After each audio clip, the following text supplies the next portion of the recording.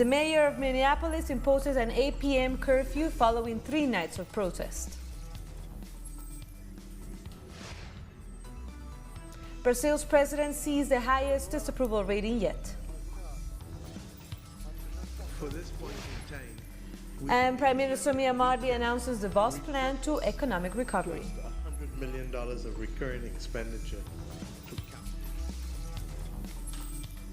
Hello and welcome to Telesur. I'm Carla Gonzalez and this is from the South. The mayor of Minneapolis has issued an emergency regulation which will impose a curfew beginning at 8 p.m. until 6 a.m. and extended through the weekend. The order reportedly does not exempt journalists, and those who head out to report on what is taking place can face up to 90 days in prison and a $1,000 fine. No word yet on whether neighboring St. Paul will also see a curfew. And earlier it was announced that former Minneapolis Police Department officer Derek Chauvin had been arrested 4 days after the killing of George Floyd. He has been charged with murder and manslaughter.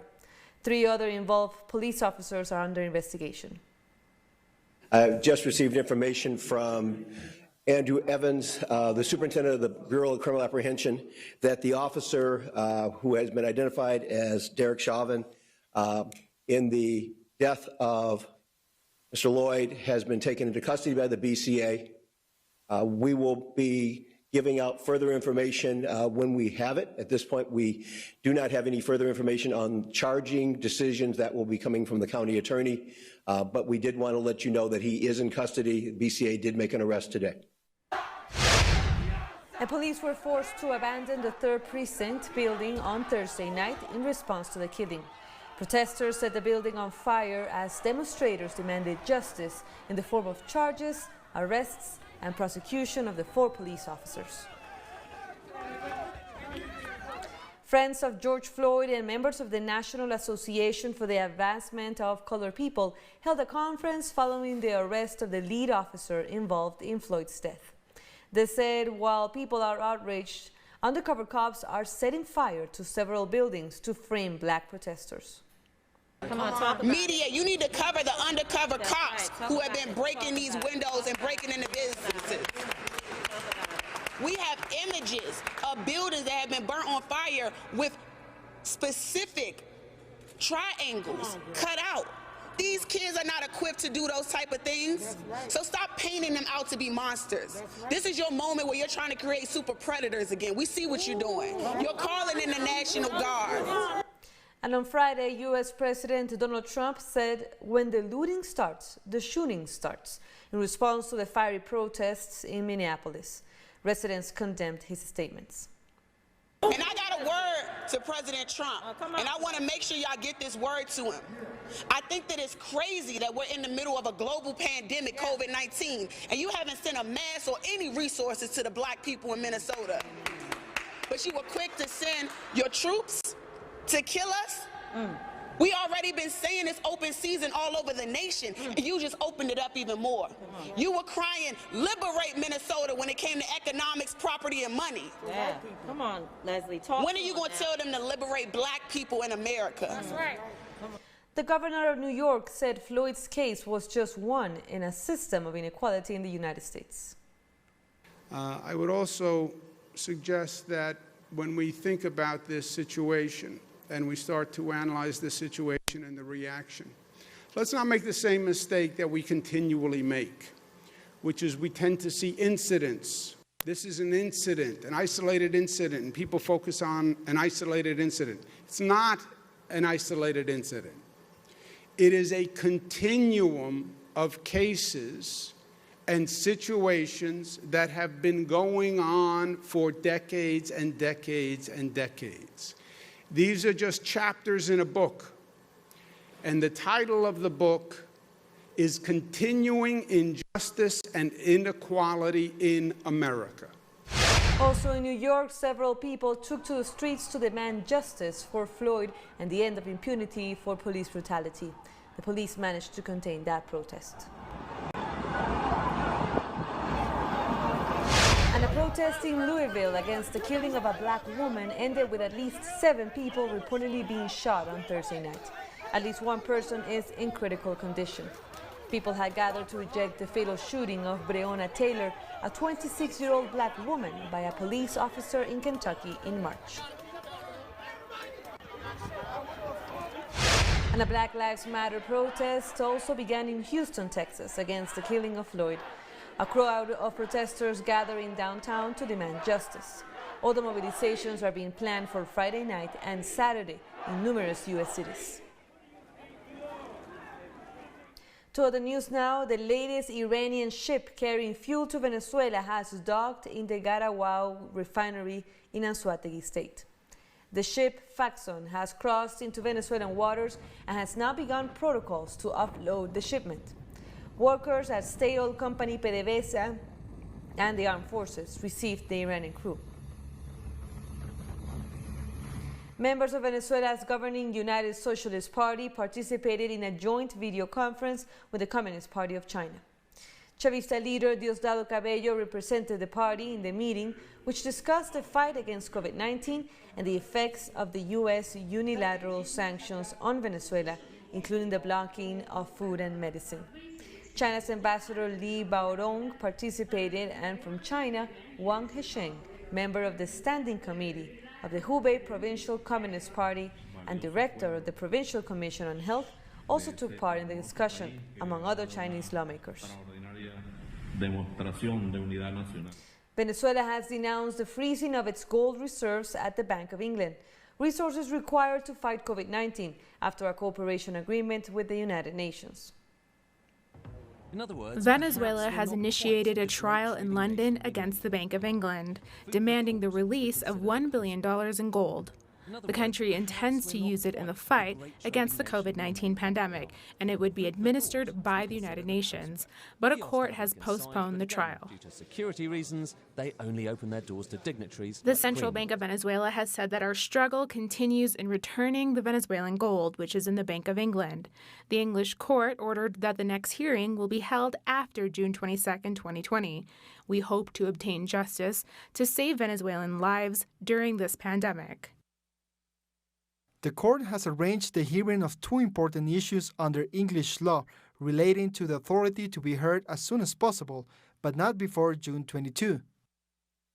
Since 2008, Venezuela has had 31 tons of gold in the Bank of England. But since 2019, the bank has denied access to these resources in complicity with sectors of the Venezuelan right wing, led by Juan Guaidó.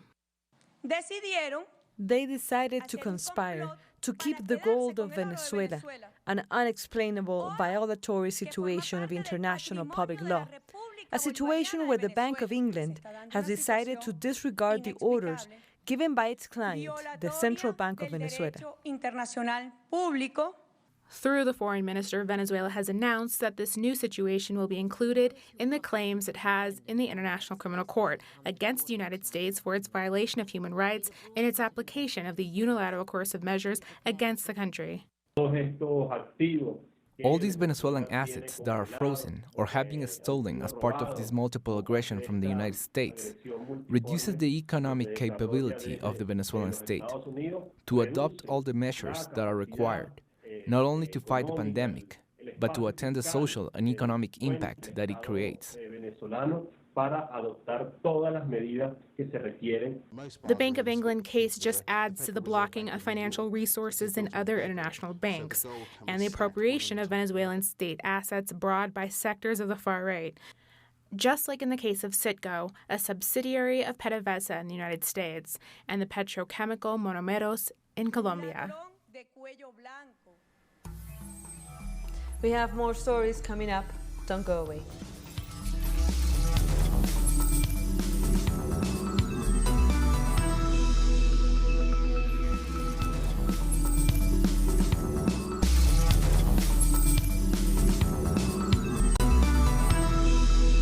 Welcome back. Disapproval ratings for Brazil's President Jair Bolsonaro grew to 43%, the highest since the beginning of his government. Almost half of Brazil disapproves the president, according to a survey by Datafolha. The South American nation is in the midst of a health crisis due to COVID-19, but the president has continuously undermined the pandemic. Brazil is now the second country in most cases with over 430,000 and the sixth country in deaths with over 26,000. The attorney's office in Argentina accused former President Mauricio Macri of illegal espionage. The Attorney General said Macri and former members of his government in the intelligence agency had been involved in alleged espionage. Jorge Di Leio said they had surveillance on 100 people, including politicians, writers, journalists, and social leaders without an official warrant. Colombia is extending its quarantine to prevent COVID-19 infections. President Iván Duque announced he will extend military control on the streets and other measures until July 1st. Duque said there will be exemptions in order to reactivate the economy. Colombia currently has over 800 deaths and over 25,000 cases of COVID-19. The Office of the President reported on Friday that 13 people who work at the government's headquarters tested positive to COVID-19. A group of engineers from Ecuador, Colombia, and Cuba have created a ventilator they hope can be used in hospitals across the country. The volunteers have called on the government and the private sector to support these initiatives to save the life of patients. They say the price of the creation is 8 times less than what is being offered on the market. And indigenous communities in Ecuador, alongside human rights organizations, presented a lawsuit against the state for the damage to their territories caused by oil pollution. They also say they haven't received any help to fight COVID-19 in their communities. An oil spill took place on April 7 in the Ecuadorian Amazon. Close to 15,000 oil barrels spilled in the region of San Rafael, between the provinces of Napo and Sucumbíos, due to the rupture of the Trans-Ecuadorian oil pipeline system, the heavy crude oil pipeline, and the Chuchufinde-Quito pipeline. The cause of the spill was an erosion in the banks of the Colca River. During the environmental disaster, the state didn't properly communicate the population the situation regarding the spill, increasing the population's risk. We couldn't sleep because of the smell of diesel. And an early morning in my canoe, we went to see the oil. And in the morning, the kids went to play and went into the river and got stained. They didn't think the oil could harm them. They played and now they've been affected. They have body pain and now we don't have anyone to help us. Human rights organizations alongside the affected communities presented a lawsuit for precautionary measures against the state.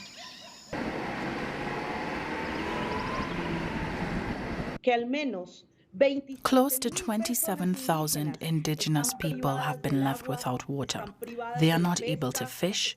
Water for them is a crucial and spiritual element, and that is why we decided to present the lawsuit, in order to defend the rights of these people and mainly to call the state's attention, because this erosion is advancing. The case of Carlos Bay Ima, an elderly Waorani man who died after being sick for 12 days, and is considered to be the first alleged case of death due to COVID-19, shows the difficult situation in these communities. The Waoranis filed a lawsuit against President Lenín Moreno and Vice President Otto Sonnenholzner for the abandonment of these communities during the health crisis. Some families have recovered with medicinal plants, but others need oxygen in order to breathe. We have demanded that the Ministry of Health come monitor this, but the doctors have said it's not COVID-19, that it's just a cold. Until one day a comrade fainted, and they tested her, and the result came out positive. So far, 160 people are confirmed positive with COVID-19, while 5 have died in the Amazonian communities. Nonetheless, their inhabitants assure there could be more, since no new tests have taken place due to the lack of resources. And now we head to the Caribbean. The government of Barbados has announced the optional savings scheme called the BOSS Plan to get the country back on track following the losses to the economy under the coronavirus. For this point in time, we believe that if we can repurpose close to $100 million of recurring expenditure to capital works, that there will be a greater multiplier effect that will allow more Barbadians to be able to work, whether it is in the construction of roads or water mains or buildings that are sick buildings being refurbished or schools that need to be repaired, or whether it is in cleaning up the country from the sides of the road to the lots that you heard me speak about, and the gullies, the beaches, derelict buildings, whether it is the digitization of government's records, and we now have the loan for that, as we told you, and therefore the ability to execute a little quicker is something that we would want to have the ability to do, or whether it is in retraining, or whether it is in expanded agricultural production, being able to meet the public good needs of water and improve the quality and nature of our soils to be able to enhance food production. So those capital projects, we believe, will lead to additional jobs. Suriname's ruling National Democratic Party has called for a recount of votes following preliminary results of the May 25th general election. With 90% of the votes counted, the opposition Progressive Reform Party is set to win 20 of the 51 seats in the National Assembly that is responsible for electing the president. However, President Desi Bouterse, who has recently been convicted of murder, says he will challenge the outcome. Bouterse is seeking a third term in office.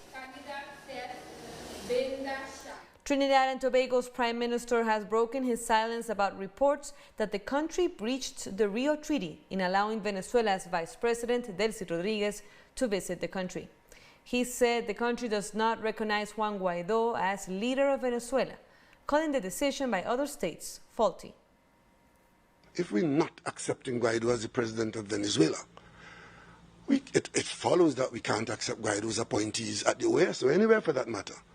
And we took reservation at the OAS, at the Rio Treaty meeting, that we are taking a reservation on any decision you make because the decision you're making is faulty.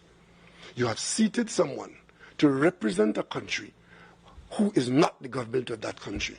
And if there are people who have a problem with that, well, we see it's just a difference of opinion. May 29th marks 76 years of the birth of revolutionary icon Maurice Bishop in Grenada. The leader of the Grenadian Revolution fought the authoritarian regime of dictator Eric Jair. He led a movement of democratic reforms and economic development, following a socialist transformation. In 1983, the United States invaded Grenada, and Bishop was killed just days after. And we now go to live images from Washington. Protests there are taking place over the death of George Floyd, the African-American man who pleaded for air as a white police officer kneeled on his neck, resulting in his death. The march is expected to finish at the White House. Other protests are being planned for Friday night and Saturday, of course, in other cities as well. And with that, we take a short break. Join us again after this.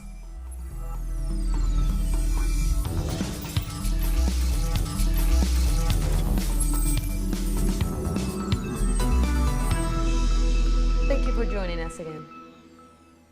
Malaysia's former prime minister has been ousted from his political party, but he has vowed to challenge the move. 94-year-old Mahathir Mohamad has been expelled from the Bersatu party on Thursday, along with his son and 3 other senior members. Mohamad was forced to step down in February, with the king appointing his replacement from within the party. I'm still the chairman. Please remember that, because when they tried to remove me also, it was not valid. So I'm still the chairman. Regarding the vote of non-confidence, again, that was not allowed, but it's spurious ground. So that again is a denial of democratic processes. So this government has breached so many democratic processes. In Catalonia, protesters have taken to the streets for a second consecutive day against the closure of Nissan's 3 Barcelona plants. Hundreds of workers surrounded at least 4 of Nissan's car dealerships in or around the city. They covered windows with leaflets which read, "Nissan betrays 25,000 families," and "We will keep fighting."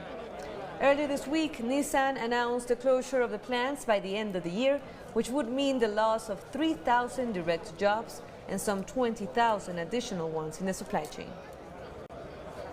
Nissan and Renault could make a strong bid to save their factories in Barcelona. They could start the production of electric cars, the infrastructure can be remodeled. We don't get paid exorbitant wages by Nissan or the outsourced companies. Wages are a lot higher in France.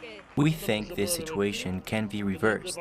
The administrations, the central and regional governments must get involved. This multinational company must rescind its decision so we can have a future.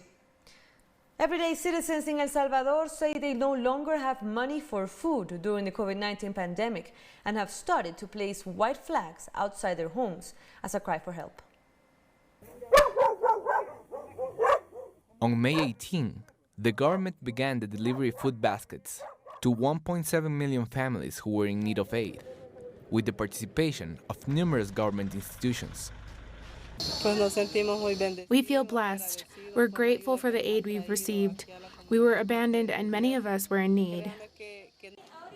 Some social organizations have also taken part in distributing food to citizens in 15 different communities that did not receive any state aid. These are the necessities, like grains, sardines, non-perishables. We're also disinfecting all the material used and providing families with cleaning supplies. Nonetheless, this is not reality for all citizens. Empty streets, shut down businesses, closed stores are common after 67 days of lockdown. In many neighborhoods, people have been placing white flags outside their homes to request food. This is a symbol of hunger. You're going to see these flags all over. People are dying of hunger, all because the government would not help the people. It would not look out for us. Graciela is a street vendor. She shares her house with 6 other people who are all out of work because of the quarantine. I sell coffee and bread, and sometimes food, but everything collapsed. I have nothing. I don't even have personal items, not even for hygiene. Amidst this crisis, the legislative and executive branches are meeting to discuss an emergency law that would allow, among other things, for the restart of the economy, allowing for citizens to get back to work. Before we leave, let's look again at live images from Washington. As we told you, in the United States, protests continue over the killing of George Floyd, an African-American man who was unarmed, after a white police officer kneeled on his neck. The officer was fired and has now been arrested and charged for the crime. The march is expected to finish at the White House to demand justice and also the arrest of the other 3 officers who were involved. Other protests are being planned for the weekend in numerous U.S. cities.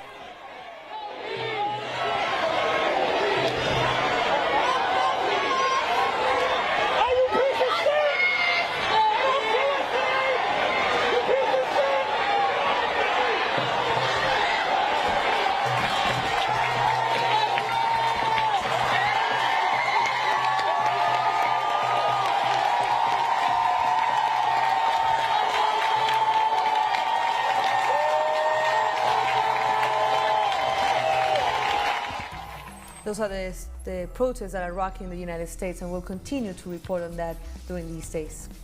And with that, we end our news brief, but you can find more stories on our website, telesurenglish.net. And be sure to follow health protocols where you are and stay safe. For Telesur English, I'm Carla Gonzalez. Until next time.